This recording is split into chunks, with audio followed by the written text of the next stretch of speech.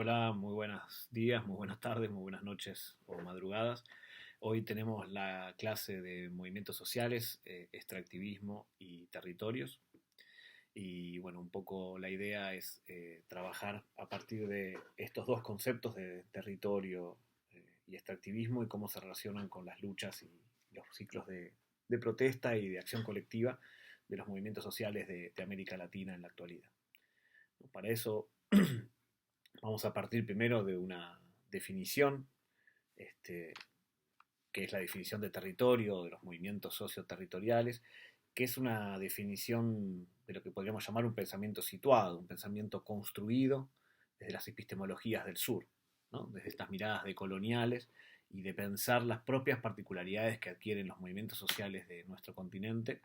y cómo se complementan con las nociones o conceptos que fueron creados y construidos en el pensamiento situado europeo o norteamericano, y que se construyeron a sí mismas como nociones universales, pero que bueno, sabemos que no lo son, que podemos utilizarlas y pensarlas desde nuestras propias geografías y latitudes, pero que también podemos construir desde América Latina conceptos propios que también sirvan no solo para explicar las particularidades de nuestro continente, sino también algunas de las dimensiones que adquieren los movimientos sociales en otras partes del mundo, incluso Europa y Estados Unidos, ¿no? Entonces, en ese sentido, me parece que es muy interesante poder traer a colación el debate sobre la dimensión territorial o sobre la territorialidad de los movimientos sociales, que es una dimensión muy abarcativa y muy interesante para pensar algunos de los movimientos que protagonizan los ciclos de acción colectiva en nuestro continente. Entonces, en ese sentido, aparece la cuestión del territorio como una dimensión nodal para comprender gran parte de los movimientos sociales de América Latina, ¿no? Eh, a lo largo de las últimas décadas, en distintos países de América Latina, al calor de las resistencias al neoliberalismo y la creación, paulatinamente, la creación de distintas alternativas societales que se fueron construyendo desde los propios movimientos sociales, la categoría de territorio adquirió una relevancia cada vez mayor, ¿no? Frente a una crisis del propio Estado-Nación, una crisis del capitalismo tal cual lo conocíamos en su faceta industrial, ¿no? Y un control territorial que hacía que el capital y el propio Estado tuvieran un control muy fuerte sobre los territorios, ¿no? Y la construcción de una territorialidad soberana era por ahí la que primaba o la que hegemonizaba gran parte de los territorios. En esa pérdida de centralidad estatal y esa pérdida del capitalismo industrial por el avance también del capitalismo financiero, del capitalismo extractivo, etcétera, etcétera, hicieron que entre en crisis estas territorialidades hegemónicas y se dieran disputas cada vez más fuertes en torno a esos procesos de territorialización de los distintos movimientos sociales, ¿no? Incluso también por el avance del extractivismo, como vamos a ver un poco más adelante, territorios que antes eran considerados marginales o no eran de interés del propio capital, se transformaron en puntos de interés y en procesos de avance territorial del capitalismo, de avance de esas fronteras mercantiles, o commodity frontiers que nos habla Jason Moore, y que hicieron que se generaran nuevas conflictualidades en territorios que hasta entonces estaban hegemonizados, habitados, practicados por sujetos subalternos del sistema hegemónico, como los campesinos, los movimientos o pueblos indígenas, en territorios que no eran una preocupación del capital o no eran interesantes para el capital por considerarlos marginales o con pocas riquezas a ser explotadas, ¿no? Entonces, en ese sentido, ahí la dimensión del territorio aparece con mucha fuerza.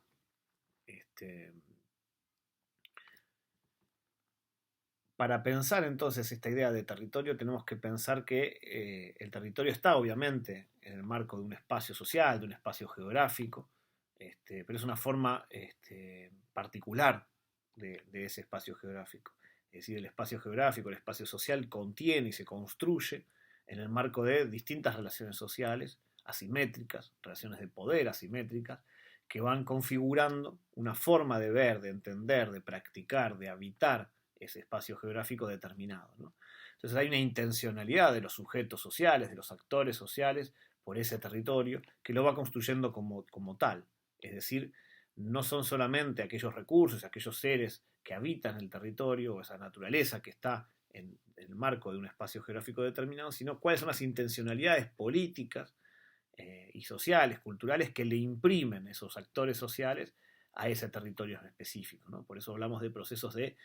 territorialización de actores sociales, pueden ser movimientos sociales, como pueden ser empresas, puede ser el propio Estado, etcétera, etcétera. Una diversidad de actores sociales se territorializan y marcan, entre comillas, el territorio, generando así un proceso de territorialización, ¿no? De la conformación de una territorialidad específica ligada a la lógica del actor social que determina de manera preponderante en ese territorio una forma de habitarlo, de practicarlo, de nominarlo, de significarlo, que tiene que ver justamente con las disputas, como decíamos antes, de las relaciones de poder, las disputas de la hegemonía por sobre ese territorio específico. En ese sentido, quiero traerles una cita de un autor brasileño, de Carlos Walter Porto Gonçalves, que justamente retomando estos debates, nos plantea que el territorio es una categoría espesa, una categoría densa, que presupone un espacio geográfico que es apropiado en ese proceso de apropiación, de territorialización, que implica identidades, de territorialidades, que están inscriptas en un proceso que está siendo permanentemente en constante reproducción y producción, ¿no? Por tanto, son dinámicas mutables, materializándose en cada momento una determinada orden, una determinada configuración territorial y una topología social. Entonces ahí hay una triada relacional entre territorio, territorialidad y territorialización. Y a su vez, estos procesos implican al mismo tiempo, en esa pugna de actores sociales por un territorio, por significar, habitar, practicar ese territorio, también una pugna por los procesos de territorialización, de desterritorialización y de reterritorialización. Es decir, que hay actores o sujetos sociales que logran hegemonizar un territorio, pero que esto no es para siempre, no es inmanente, no es perenne, sino que está en permanente mutación, en permanente construcción por parte de las relaciones de fuerza que se establecen en las disputas territoriales que aparecen en estas relaciones sociales, ¿no? Partimos de la idea de que cualquier y toda relación social es una relación en conflicto entre distintos actores que disputan por hegemonizar el territorio en cuestión, ¿no? Entonces, en esos procesos de territorialización también hay procesos de desterritorialización, es decir, viene un otro actor social que disputa el territorio y puede hasta llegar a un proceso, digamos, de cambio radical de esa territorialidad, generando una desterritorialización. Pero esa desterritorialización es inmediatamente acompañada por un proceso de reterritorialización, es decir, de reconfiguración territorial para marcarlo, nominarlo y practicarlo de una manera diferente, ¿no? Un ejemplo muy clásico de esta cuestión tiene que ver con los territorios campesinos o indígenas, los cuales sufren el avance de algún tipo de actividad extractiva. Imaginemos de hidrocarburos o de megaminería, que lo que hace es despojar los territorios campesinos, avanzar con una lógica extractiva en un territorio específico donde se encuentra el mineral que la minera quiere explotar, y lo que hace es no solo correr de ese territorio a las comunidades campesinas, sino que es transformarlo en otro tipo de productividad, en un territorio minero, donde hay no solo transformaciones del paisaje, estructurales, de no sé, mineras de socavón o de cielo abierto, es decir, grandes transformaciones de esa montaña o de ese territorio en específico, sino también una transformación simbólica de ese espacio, donde pasa a ser una territorialidad signada por la actividad extractiva, ¿no? Territorialidades extractivas que comienzan a signar el territorio, que los terminan transformando a la larga, digamos, cuando el proceso ya se termina, se consolida esa hegemonía extractiva y se desterritorializa el territorio campesino y se reterritorializa desde la lógica extractiva, termina culminando por ahí en zonas de sacrificio que terminan en un proceso de desterritorialización total, ¿no? Donde ya no puede haber un proceso de nueva reterritorialización porque no es posible sembrar o utilizar esas tierras para producir alimentos, etc., y no pueden ser rehabilitadas por aquellos campesinos que fueron desalojados. No sé si se entiende con el ejemplo, pero digo, efectivamente es un proceso constante y dinámico, ¿no? En otros procesos se puede volver un proceso de nueva reterritorialización una vez que el capital extractivo abandona ese territorio, cosa que en general cuando lo abandona es porque ese territorio ha quedado agotado, digamos, ¿no? Pero efectivamente puede pasar al revés. Una hacienda de un terrateniente o del propio agronegocio que es ocupada por organizaciones indígenas o campesinas y reconfigurada en pos de una agricultura campesina, indígena, o de pequeños productores y productoras, se puede reterritorializar, desterritorializar, digamos, en términos de esa territorialidad extractiva, hegemónica, y reterritorializarse en el marco de una territorialidad campesina o indígena o el movimiento social que la haya ocupado y transformado bajo sus propias lógicas, bajo sus propias premisas, ¿no? Entonces, en ese sentido es interesante ver cómo este proceso dinámico del territorio, de la territorialidad y la territorialización de los movimientos sociales es una marca importante de los movimientos de América Latina, tanto en el ámbito rural como en el ámbito urbano. Lo mismo podemos pensar en las disputas en las grandes ciudades por el derecho a la ciudad, por la ocupación del espacio público, pero también por el acceso a la vivienda digna en los barrios populares, en los asentamientos, en los procesos de tomas de tierra, de tomas de vivienda, en procesos de cómo se significa y articula un barrio determinado en una sociedad determinada, implican disputas territoriales y procesos de territorialización muy fuertes por parte de esos movimientos sociales, ¿no? Los movimientos sociales que se territorializan, los movimientos socioterritoriales, tienen de alguna manera el centro o uno de los nodos principales de sus formas de acción tienen que ver con el territorio. No se explican sin ese proceso de territorialización, ¿no? Así como hay otros movimientos sociales que no tienen, por más que actúen en un espacio específico, un espacio geográfico, y lo producen y lo disputan, no tienen un locus principal en lo que sería el territorio, ¿no? Entonces, en ese sentido, ahí hay algo interesante, importante, para poder vislumbrar algunos de los territorios, algunas de las lógicas de los movimientos sociales en el anclaje territorial o en esos territorios donde actúan y disputan como uno de sus principales nodos o principales puntos de anclaje en ese sentido de los propios movimientos sociales, ¿no? Entonces ahí podemos ver que en realidad también la construcción territorial, esta intencionalidad de la que nos habla también el geógrafo brasileño Bernardo Manzano Fernández para pensar los procesos de territorialización de estos movimientos sociales, tiene que ver también con la construcción de un mito, digamos, de poder darle una forma, un relato, una significación al territorio en disputa propia de ese movimiento social o de ese actor social, anclado en un relato mítico, en un relato de decir, bueno, esta es la forma más importante para actuar en el territorio, o esta es la forma correcta, o esta es la forma nuestra para actuar en el territorio, nuestra forma de ser y estar en este territorio, y construir esa forma como la forma hegemónica de practicar y habitar el territorio, ¿no? Entonces ahí hay un relato mítico, hay una construcción de universalidad de algo que en realidad no es más que la intencionalidad de un actor social en concreto, ¿no? Este actor, insistimos, puede ser desde el movimiento social hasta una empresa, el propio Estado-nación o Estado local, etcétera, etcétera, ¿no? Lo que importa ahí es que hay un proceso y una intencionalidad de significar y practicar el territorio de una manera determinada, ¿no? Y eso está basado justamente en esta intencionalidad que se produce en el territorio por parte de los actores sociales, ¿no? ¿Cómo pensar entonces y cómo ligar esta idea de territorio con algunas de las otras dimensiones que fuimos trabajando en otras clases, ¿no? Que tienen que ver con, por ejemplo, la dimensión de la comunalidad o la dimensión de la autonomía? Es decir, el territorio, ese espacio geográfico practicado, habitado, es el sustrato, si se quiere, de los procesos de comunalidad y de autonomía. Es allí donde se puede vislumbrar con mayor fuerza el proceso de articulación entre prácticas prefigurativas de los movimientos sociales y la concreción de esas alternativas societales en un marco territorial específico. Es decir, no queda solamente en una cuestión de relato o de propuesta, sino que se pone en acto, ¿no? Aquí y ahora,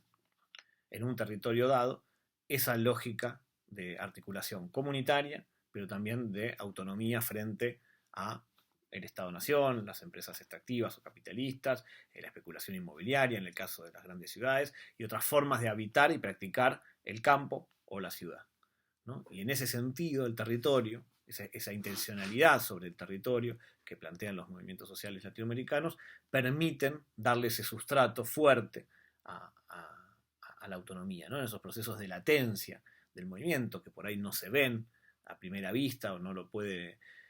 tomar en cuenta el periodismo o los medios de comunicación o la propia opinión pública, no ve esos procesos hasta que no son visibilizados. Hay todo un proceso ahí clandestino, de estos laboratorios clandestinos de la innovación social de la que nos habla Alberto Melucci, que le permite a los movimientos sociales crear, experimentar, generar procesos de ensayo y error en esas alternativas societales que pueden estar ligadas a la salud, a la educación, al autogobierno, a la autodefensa, etcétera, etcétera, en todas esas dimensiones de la vida cotidiana en las cuales el movimiento social se propone articular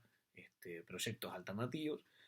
o campos de experimentación social, como habla el sociólogo portugués Boaventura de Sousa Santos, y ahí llevar y poner en práctica esos procesos de autonomía y de reconstrucción de comunalidad por parte de los movimientos, ¿no? Insistimos que estos son procesos que pueden verse más claramente por ahí en los ámbitos rurales, pero que también pueden observarse en ámbitos urbanos de distintos movimientos sociales, en barriadas populares, en fábricas recuperadas, en distintos barrios, en distintas ciudades. De alguna manera, entonces,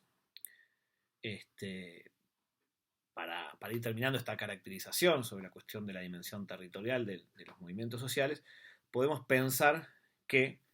así como el Estado-Nación construye una territorialidad soberana, un territorio soberano, donde tiene no solo el monopolio de la fuerza física, sino también el monopolio de cómo debe ser el proceso educativo, cómo puede ser el proceso de la salud, de las formas de gobierno, etcétera, etcétera. Esa territorialidad que decíamos al principio está en crisis, aparecen otro tipo de territorialidades, ¿no? La territorialidad extractiva, la territorialidad específica del capital, ¿no? La territorialidad corporativa, que pueden ser empresas que llegan y signan un territorio y lo reconfiguran de manera fuerte, con la intencionalidad de accionar no solo en la explotación de la fuerza de trabajo, de la naturaleza, sino de reconfigurar ese territorio circundante, adyacente a la fábrica o al emprendimiento extractivo. Pero podemos ver también que hay momentos en los cuales los movimientos sociales logran hegemonizar esos territorios, ¿no? Generan un proceso de territorialización tan fuerte que logran ser hegemónicos en determinados espacios geográficos, ¿no? Logran construir ahí no solo relaciones sociales alternativas, sino que en ese espacio territorial se transforman en territorios hegemónicos, ¿no? Que logran construir alternativas durables que nunca son acabadas, ¿no? Y siempre son territorios que pueden ser desterritorializados, como decíamos antes, y reterritorializados por otros actores sociales, ¿no? Recordemos esta idea de que el territorio no es una dimensión que queda estática, sino inmóvil, sino que está en permanente mutación, y esto vale también para los territorios hegemonizados por el capital, pero digamos, de alguna manera logran procesos de cierta autonomía que se sostienen en el tiempo, ¿no? Y allí es donde construyen instituciones propias o construinstituciones, donde dan cuenta de estas dimensiones de la vida en forma alternativa, ¿no? Son formas societales alternativas que a veces abarcan de una manera multidimensional, una diversidad de dimensiones, a veces solamente abarcan una, dos o tres y permiten construir lo que denominamos territorios insurgentes, ¿no? Es decir, territorios donde el movimiento social practica y habita y nomina un territorio específico de manera alternativa, logra construir hegemonía dentro de esos campos de experimentación social y desplegar con su máxima potencia, con gran potencia,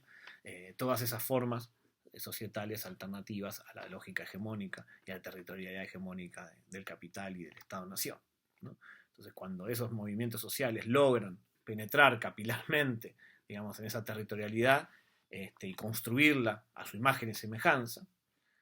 podemos hablar de esos territorios insurgentes que son una contraposición, un espacio que les permite a los movimientos sociales contraponerse al sistema hegemónico, ¿no? Ser disruptivos de forma muy radical con respecto al sistema hegemónico, porque están planteando no solo demandas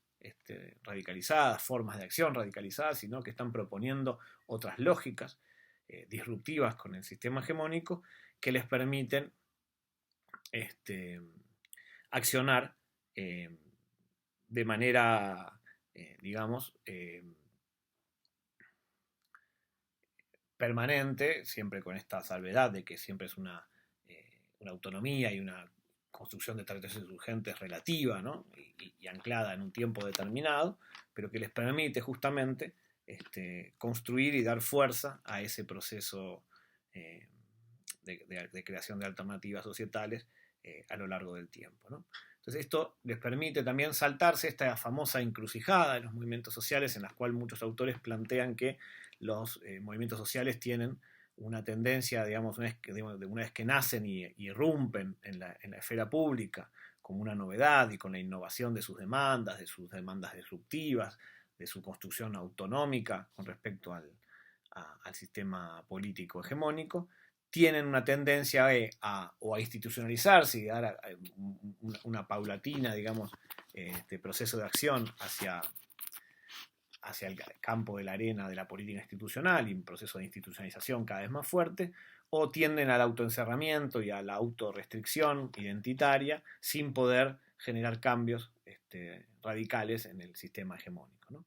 Nuestra hipótesis ahí con la idea de territorios insurgentes es que precisamente la territorialización de estos movimientos sociales les permite saltarse esa encrucijada y permanecer en el tiempo en un proceso disruptivo que interpela al conjunto social justamente en la construcción de instituciones alternativas o de contrainstituciones o de una política no institucional anclada en los procesos de autonomía y anclada en los procesos de reconstrucción comunitaria o de la comunalidad, pero que a la vez son una propuesta concreta para el conjunto social en las formas alternativas de la vida cotidiana, ¿no? Entonces ahí me parece que es interesante pensar de este modo multidimensional la cuestión de la dimensión territorial o de la territorialidad de los movimientos sociales, ¿no? ¿Cómo lo relacionamos esto con el extractivismo? Bueno, en paralelo a todo este proceso un poco de crecimiento de las disputas de los movimientos sociales de América Latina, vemos cómo se fue rearticulando una forma de acumulación, de explotación del sistema capitalista hegemónico, que es la lógica extractiva, la lógica del despojo de los recursos naturales o de la naturaleza o de los bienes comunes, como querramos llamarlo, que de alguna manera es parte de la propia lógica del capitalismo de su nacimiento, ¿no? Es decir, esta idea de la acumulación originaria que nos habla Marx en el capítulo 24 del Capital, donde plantea cómo se va conformando ese proceso de acumulación originaria que le permite una acumulación de capital inaudita hasta entonces en la historia, para después poder ser invertida en procesos de nuevas tecnologías, de inversiones de capital, de creación de nuevas clases sociales, etcétera, etcétera, que es la gran acumulación de dinero en oro y plata y materias primas que se producen con la conquista de América por parte de diferentes países europeos. Ese proceso de acumulación originaria, muchos autores y autoras plantean que en realidad no es solamente en el momento primigenio del capitalismo, sino que es un momento o una forma de acumulación que tiene el capital que permanece durante todo el desarrollo del sistema capitalista. Es decir, que no es solamente un momento originario del capitalismo, sino que el despojo, la rapiña, la acumulación por desposesión se mantiene a lo largo de los siglos. Junto con, obviamente, el proceso de acumulación por la explotación de la fuerza de trabajo, el capital por sobre el trabajo. Y más recientemente podemos decir que también se sostiene en conjunto con o en complemento con las formas financieras de acumulación del capital, que también, podemos decir, se conjuga o se complementa con la lógica patriarcal del capitalismo, de sostenerse y reproducirse en base también a la explotación del trabajo de cuidados y trabajos domésticos que no son remunerados, que no son tenidos en cuenta, pero que digamos, que al ser trabajo gratuito, entre comillas, le permite al capital reproducirse sin un esfuerzo económico, ¿no? Y esto implica, obviamente, que son las mujeres las que cargan mayoritariamente con el peso de estos trabajos de los cuidados y tareas del hogar no reconocidos y no remunerados, obviamente. Entonces, en esa complementariedad de formas de acumulación y de despojo, de formas de acumulación, aparecen las formas estas de despojo como una lógica permanente. El capital siempre tuvo, además de estas otras lógicas o procesos de formas de acumulación, la lógica de acumulación por despojo o por desposesión de recursos naturales, bienes comunes o de la propia naturaleza. Lo que plantean algunos autores, esto lo plantea muy fuertemente Rosa Luxemburgo, esta idea de la continuidad de la acumulación originaria, como no una acumulación originaria, sino como una acumulación permanente del propio capital.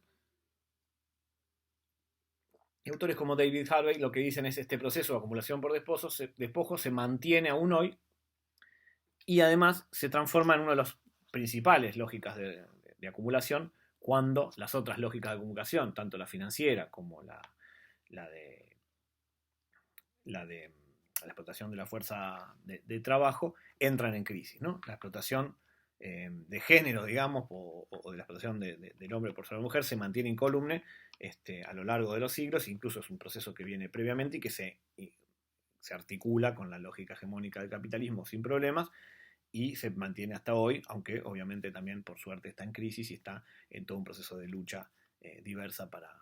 terminar con eso, ¿no? Sin embargo, digamos, lo que plantea Harvey es que en estos momentos, en estas últimas décadas, esta acumulación por despojo vuelve a ser una de las centrales de las lógicas de acumulación, ¿no? Para mí el debate si es central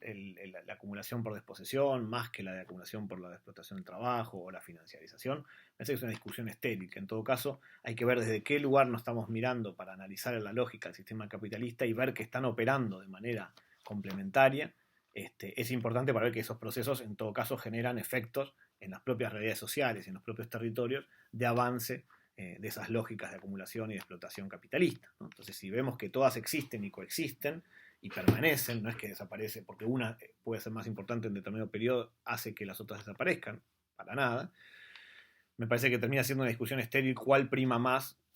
Lo importante es ver cómo están actuando, dónde están actuando y qué hacen los movimientos sociales o los actores sociales en general para resistirlas y proponer alternativas, ¿no? Entonces, en ese sentido, creo que nadie discute hoy que existen estas acumulación por desposesión y que tiene implicancias concretas en la vida económica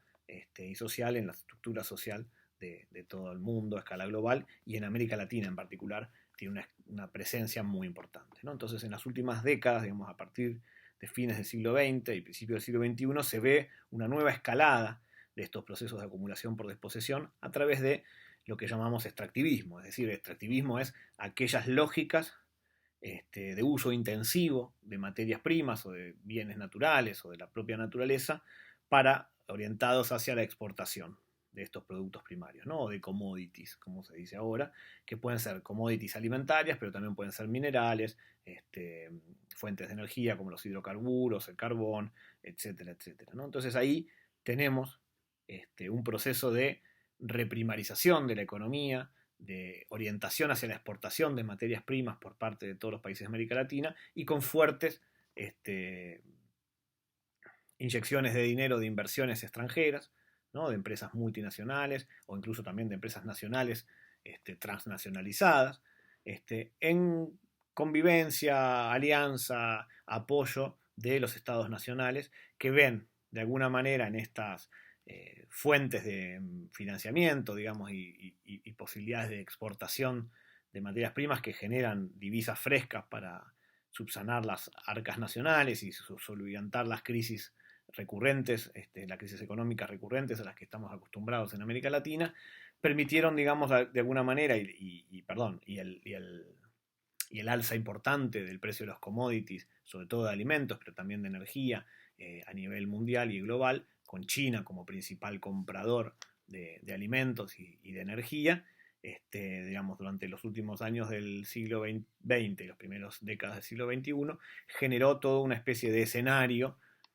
muy propenso al crecimiento de estas inversiones en la exportación de materias primas, ¿no? Y en el avance de las actividades extractivas. A esto se sumaron también una serie de reglamentaciones, normas, leyes que favorecieron la explotación de los recursos naturales. Por un lado, la megaminería en toda América Latina tuvo una legislación muy favorable con una casi nula regulación estatal y muy poca cobro de impuestos y regalías de exportaciones. En hidrocarburos, lo mismo, ¿no? Con procesos de privatización de empresas públicas petroleras, con procesos de autorización de nuevos yacimientos sin grandes estudios de impacto ambiental, y el avance fenomenal de lo que fue el agronegocio, sobre todo ligado a los cultivos de gran escala, como puede ser la soja, el maíz, gracias al avance de los transgénicos, pero también de otro tipo de cultivos ligados a los agrocombustibles, ¿no? La palma africana, el maíz, la soja, para hacer diésel o, o, o combustibles de origen vegetal, y también la reconversión de muchos de los productos tradicionales, por ejemplo, de Centroamérica, de los frutales, del café, etcétera, que se transformaron en la lógica del agronegocio, que es una lógica que no solo implica mayor concentración de las tierras y de la riqueza, sino que hay un avance muy fuerte de una lógica organizativa diferente ligada a redes y nodos internacionalizados, donde se hacen cadenas horizontales y verticales de producción y comercialización, sino también el avance, digamos, tecnológico, ¿no? Que esto influyó en el proceso del agronegocio con la transgénesis y los procesos de siembra directa en el caso de la soja y el maíz, ¿no? Y de las semillas genéticamente modificadas y todo el paquete tecnológico que está atrás de eso. Y en el caso de la megaminería, con los procesos de minería a cielo abierto y los procesos de lixivización de los minerales para separar los minerales que no son utilizados del oro, la plata o el mineral en cuestión que está buscando el emprendimiento minero en cuestión, y en el caso de los hidrocarburos, con el avance de los hidrocarburos no convencionales, el shale gas y el shale oil, ¿no? El fracking como metodología para penetrar y fracturar la tierra en busca de esos hidrocarburos que ya no se podían sacar de la manera convencional, con el pozo petrolero convencional, sino que necesitan una mayor cantidad de agua, de productos químicos y de arenas para quebrar, justamente, fracturar las arenas y rocas donde están atrapados esas partículas de hidrocarburos que son necesarias para seguir reproduciendo la matriz de energía fósil del capitalismo. Entonces toda esa conjunción de tecnología, innovaciones organizativas y necesidad de capital, de encontrar espacios de acumulación ampliada que no estaba pudiendo encontrar fuertemente en los procesos de explotación de la mano de obra, o en los procesos de financiarización con la crisis del 2008 a escala global de las burbujas financieras, hace que este boom de los commodities, este boom de los recursos naturales, se transforme en un proceso de avance extractivo en toda la región latinoamericana, ¿no? Entonces ahí aparece un debate muy interesante. Por un lado, está esta ampliación de los commodities, de las commodity frontiers, que nos plantea Jason Moore, ¿no? De las fronteras mercantiles, como el capital avanza permanentemente a lo largo de toda su historia por distintos territorios que hasta entonces, como decíamos al principio, no estaban siendo ocupados o pensados por el capital como territorios posibles de ser explotados, sino que se transforma en algo que, por un lado, Gudinas, un autor uruguayo, plantea como el neoextractivismo, es decir, como los gobiernos progresistas asumen de manera acrítica este proceso de utilización intensiva de los recursos naturales o del extractivismo como una vía del desarrollo de los países para procesos de distribución social de la riqueza y de las ganancias, de las rentas que se obtienen por el uso de los recursos naturales. Él diferencia, digamos, el neoextractivismo del extractivismo clásico, que es el que hacen los gobiernos conservadores, que lo único que hacen es mantener la lógica extractiva, ¿no? A mí me parece que esa distinción no es tan interesante en el sentido de que la lógica extractiva, si es de izquierda o de derecha, progresista o conservadora, no deja de ser una lógica extractiva, entonces no importa si es un gobierno progresista o conservador para poder decir extractivismo o neoextractivismo, sino que en todo caso lo neoextractivismo sería porque es lo actual y una forma de revisitar los procesos de extractivismo clásicos que hubo durante el proceso colonial en América Latina. Pero sí hay otro concepto que me parece muy interesante, que es el consenso de los commodities, que plantea Maristela Svampa, donde justamente da cuenta de esta conjunción en los intereses de la geopolítica del extractivismo entre gobiernos progresistas y gobiernos conservadores en toda América Latina. Si en los años 90 el consenso de Washington, instalado desde Estados Unidos para el proceso de privatización de las empresas públicas, la liberalización de las economías, la apertura comercial hacia el mercado global, los procesos de flexibilización laboral, etcétera, etcétera, ese decálogo del consenso de Washington sobre las medidas neoliberales a tomar en cuenta en la región, que tomaron casi todos los países de la región como sus políticas públicas principales. Se rompió en el proceso de resistencia de los propios movimientos sociales hacia el neoliberalismo y apareció a fines de los décadas de los 90 y sobre todo a principios de de los años 2000, este proceso de consenso de los commodities, es decir, la posibilidad de que América Latina finalmente se iba a desarrollar, iba a salir de los procesos de subdesarrollo y de atraso, gracias a la explotación de los recursos naturales y después volcar parte de esa renta que se obtiene por parte de la exportación de los recursos naturales hacia procesos de industrialización y de desarrollo de nuestros países y de distribución de la riqueza y de las regalías petroleras, mineras, del agronegocio, etc., ¿no? Se construyó ahí un mito, el doradista, dice Maristela Svampa, un mito que remite al propio origen de América Latina como espacio conquistado por Europa, que va a ser salvada por encontrar esa ciudad del Dorado, que es plena de riquezas, que va a salvar a un país, a un imperio, a un conquistador o a algún pueblo, ¿no? Entonces esa idea de reconstitución del mito del doradista puede verse muy fuertemente en esta idea de que con el desarrollo, con la explotación de los recursos naturales se va a plantear finalmente el desarrollo tan pospuesto de América Latina, ¿no? Y ahí lo que hacen es como una crítica muy fuerte a estos gobiernos progresistas y conservadores, que lo que hacen es avanzar por sobre los territorios campesinos, indígenas y otros movimientos sociales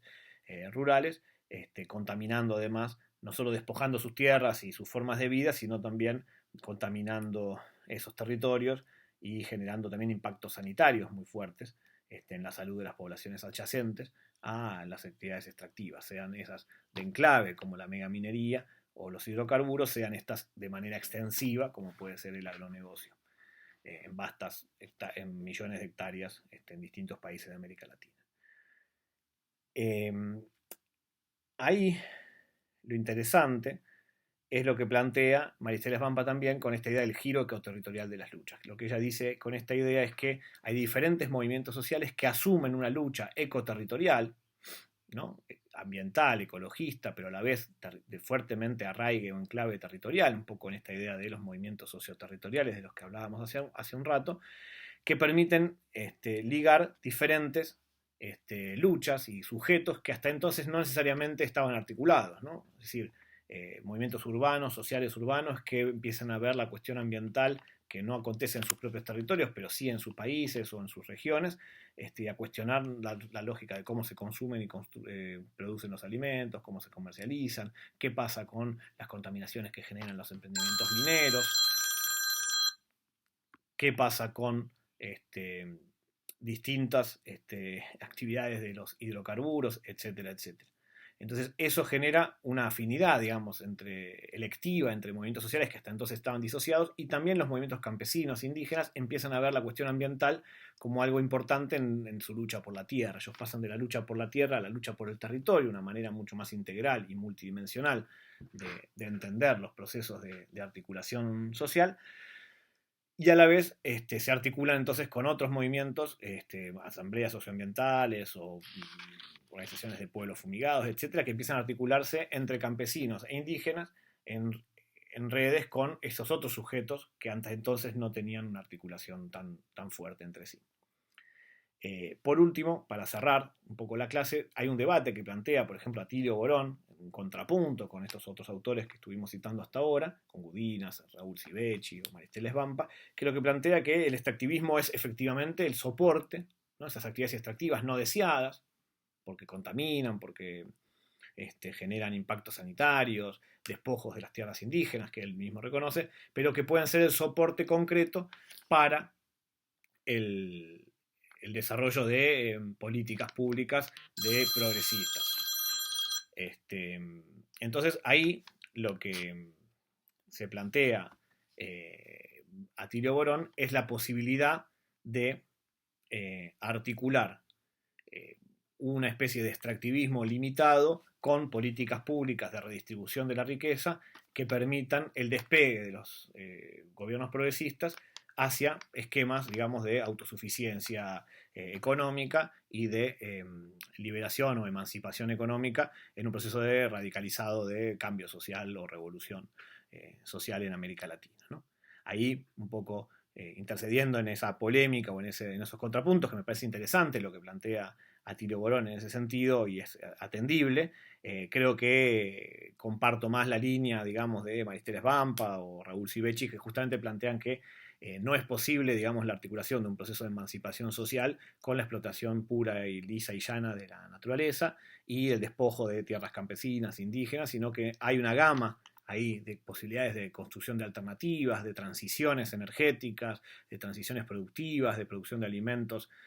sin estar ligados a la lógica de los negocios, sino a lógicas campesinas, indígenas, de pequeños y medianos productores de toda la región, que permitirían la conformación de alternativas concretas de producción de riqueza social, sin la explotación de la naturaleza, sino con un uso racional y de reciprocidad con la naturaleza por parte de esos actores, que vienen practicando, aparte hace miles de años, en el caso de los campesinos y los indígenas, en formas productivas alternativas que nos lleven no solo a un desarrollo sustentable, sino a romper justamente con la propia idea de desarrollo y plantear alternativas al desarrollo, abandonar una idea de desarrollo que ya no permite cumplir con las promesas básicas de ese mito del desarrollo, que es el bienestar de la población, acabar con el hambre en el mundo, generar la riqueza de distintas naciones, sino construir otras pautas de producción, otras pautas de cómo producir alimentos, otras pautas de consumo también de los bienes comunes y de la relación con la naturaleza. Una relación que esté basada en la solidaridad y en la reciprocidad entre seres humanos para y con la naturaleza, ¿no? Anclados en, por ahí, las cosmovisiones del buen vivir, del vivir bien, del summa causa y summa camaña, aymara, quechua o el ñan de reco, nuestra forma de ser y estar en el mundo del pueblo guaraní, o de otros y otras pueblos indígenas y comunidades campesinas de toda América Latina, de toda Vía Yala, que se vienen construyendo en esos territorios insurgentes justamente alternativas al sistema hegemónico capitalista, alternativas societales, civilizatorias, al sistema mundo capitalista, a esta crisis climática y ambiental que está signando gran parte de nuestra vida cotidiana, y también una alternativa al extractivismo y al desarrollo que nos proponen los gobiernos, los espacios de gobernanza internacional y el propio sistema capitalista. En esas alternativas, en esos territorios insurgentes, me parece que están justamente las bases para la construcción de alternativas societales, emancipatorias, revolucionarias y rebeldes que permitan pensar otra forma de construir y habitar este mundo que vivimos, ¿no? Un mundo que ya no sea el mundo, sino algo mejor, como decían los zapatistas. Muchas gracias.